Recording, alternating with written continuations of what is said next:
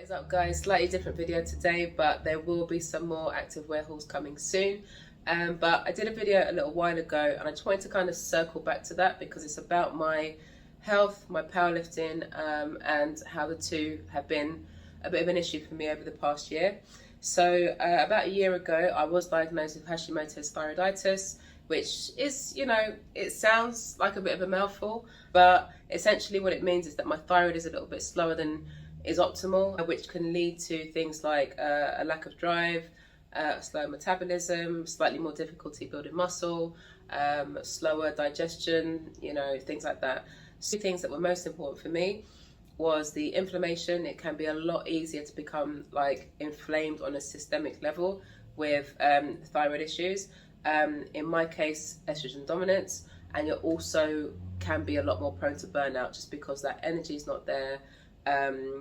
You don't sort of manage stressors, whether that be, like mental stress, but physical stress as well. And so that can be a bit of a factor as well. Now, obviously, powerlifting is a very strenuous sport. It happens to be that's the one that I love, that's the one that I'm good at. And so it was never going to be a case of, okay, I've got this diagnosis, and so now I'm going to stop powerlifting. It was more a case of, okay, I just need to take a step back, get myself back in order, and then I'm going to push on with the powerlifting. So over the past year, my training style has been a lot different to what it was. It has essentially just consisted of strength, hypertrophy, and a little fat loss phase as well. And I was doing that just to keep my body moving, just to have some sort of slightly different goals, not pushing my body in the same way that I would do with powerlifting, but still, sort of achieving something in the gym. So I'm really pleased to say that my thyroid is in a much better place now. My inflammation levels are a much better place now, my stress is a much better place, and my body is showing lots of positive signs about being ready to get back into powerlifting. So I recently ran some bloods just to make sure that it wasn't all in my head and, to give myself basically the green light to proceed. And I went to visit my coach this weekend to look at my 1 rep max testing. So I just want this video to be like a bit of a follow-up to that video that I put out a little while ago. Hashimoto's thyroiditis does seem to be having a bit of a moment at the moment. More people are sort of like speaking up about it. So it'd be a really good time to come back on and follow up on that video and let you know what I've been doing over the past year, how that's affected my strength, and what I'm going to be doing differently as I move back into powerlifting. So as I said, over the past year, I've been doing more hypertrophy and more strength training, and I've just made sure that not necessarily doing a lot of SBD. SBD has come back in over the past month to 3 months. But before then, I was just doing a lot of the accessory works, just making sure that those supporting muscles and primary movers were still getting a lot of work and still developing strength in those areas, even though I wasn't doing the actual full SBD. And the reason why I did that is because powerlifting was always in the back of my mind to return back to. And with those accessory movements, you can sort of like use them in a much more hypertrophy focused program and still get some benefits and still lay a really good foundation for when I did return back to powerlifting. So that's what I've been doing over the past year, and it's actually worked out really well. In terms of strength loss, now with powerlifting, it's not just about brute strength. It's a lot of it is about technique and repetition and really sort of like drilling that technique, getting better and better as the time goes on, which makes you more efficient in the lift. I was really pleased to see that when I visited my coach over the weekend, I haven't actually lost that much strength. So with my squat, I managed to squat the same amount that I squatted in comp.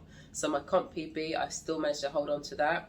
The only thing is that the depth wasn't quite there. So I still moved the weight, but it wouldn't have necessarily passed in comp just by like a centimetre. So really happy that the squat hasn't changed much at all. With bench, I was 5 kilos off of my comp PB, and with deadlift, I was 15 kilos off of my comp PB. So I just want to quickly go into why that could have been. So over the past 3 or 4 months or so, I brought squats back in. So I was doing a lot of like hack squats, knee dominant work in those hypertrophy blocks, lots of split squats, things like that. But then I actually brought squats back in around January, about 4 months ago. With deadlift and bench, I've literally just been touching on those for the past month or so, just to bring that technique back in. But the numbers really make sense because deadlift is the one that has also been brought back in very, very recently. but I also haven't been doing a lot of accessory work for deadlifts over the past year or so. So unlike squats, where I was doing lots of hack squats and split squats and things like that, bench, I was still doing some incline bench and a lot of like shoulder mobility stuff. But with deadlifts, I hadn't really focused on deadlifts at all. And the reason for that was I did have a minor injury on one of my hamstrings. Not even an injury, but you know, when you can just kind of like feel something and you're like, okay, if I keep pushing this, then I'm going to get injured. So you can expect a little bit of that when you're preparing for competition. But given the fact I wasn't going to be, I just thought the best thing to do was to let that hamstring just rest as much as possible. So even though I did lose 15 kilos on my deadlift, I don't feel too worried about it given how close the other two lifts were. I don't feel too bad about it because I can justify why that might have been. As I say, powerlifting isn't just about brute strength, it really is about that technique as well. So I've got no doubt my coach is amazing. He's extremely technical. So I've got no doubt that under his eye, I am going to get my deadlift back fairly quickly. I had my pre-workout meal, which was oats and eggs and blueberries.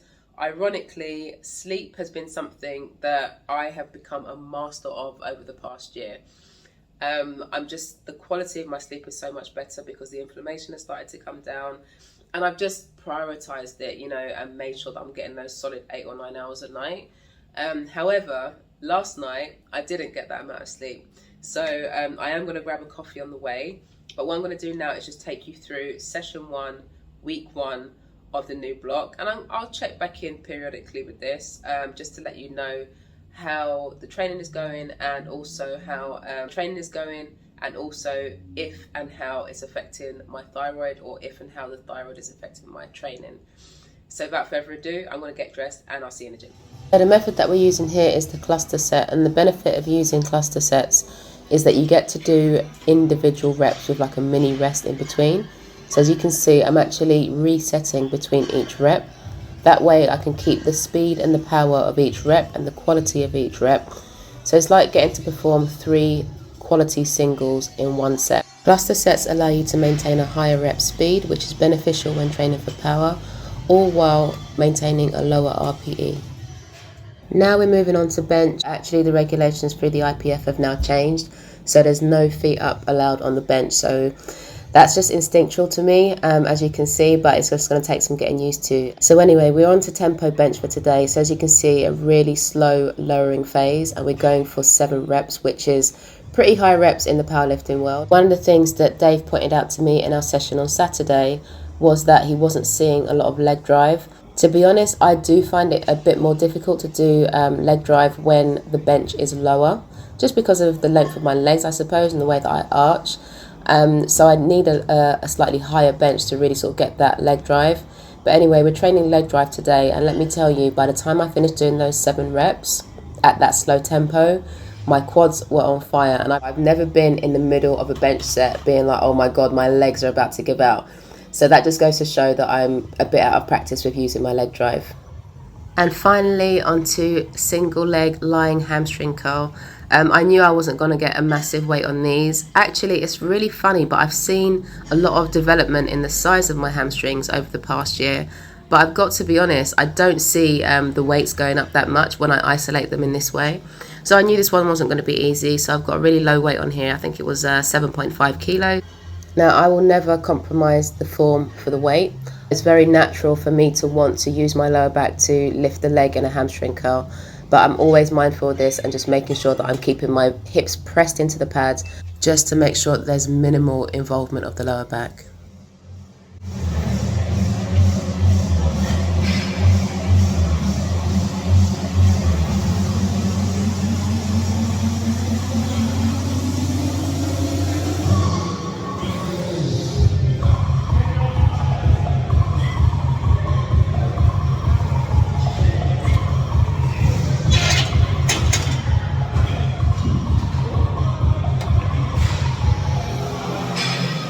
So that is it. That is the first workout done. It's actually so much more challenging than I thought it was going to be. When I looked at the program today, I was like, okay, it's 3 exercises. Dave's just going really easy on me, which I would always expect for the first workout of a new block anyway. So yeah, by the time I got to the bench section, I was really hot. I was shining. I was holding onto the bar. I had my hands on hips in between sets. So I was like, God.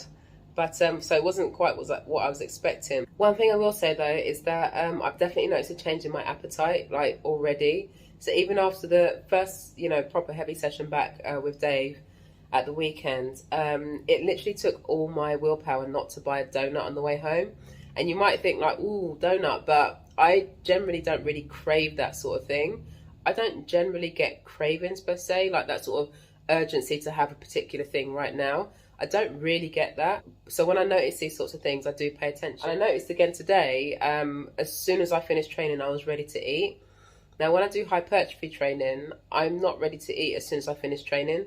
I can get home, I can chill and like probably have something to eat maybe an hour later. I popped into the shops for something else and ended up buying a tub of Haagen-Dazs. And again, it's not like a guilt thing around the Haagen-Dazs, but I definitely need to be mindful of that because at the end of the day, I train 4 times a week. I can't be craving and eating those things 4 times a week.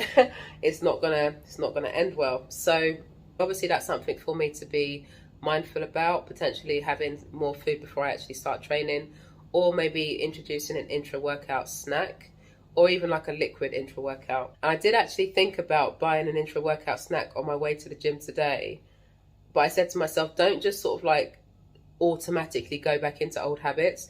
Actually see how your body responds, and then make decisions from there. So that's what I'm going to do. So potentially I'll bring in an intra-workout snack, and or increase the volume of food before I actually go to the gym. So it's really interesting for me to see just how quickly my body is responding to this new training stimulus. So unfortunately, because it was so busy in the gym today, I didn't manage to get as much of the workout as I wanted to. So I will do another one, maybe just doing like a basic overview of what my actual split looks like at the moment.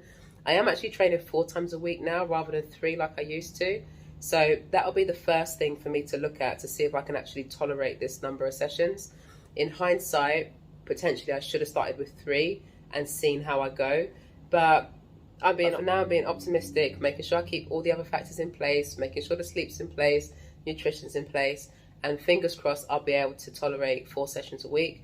I have been doing so with my hypertrophy anyway, so I'd really like to keep doing 4 sessions a week, unless it affects my thyroid or my recovery, and in which case I'll just have to pare it back a little bit. But overall, really good session, really happy to be back. I cannot wait. I'm actually competing in July, so yeah, it's pedal to the metal now. And yeah, I actually love preparing for competitions. I love training towards something.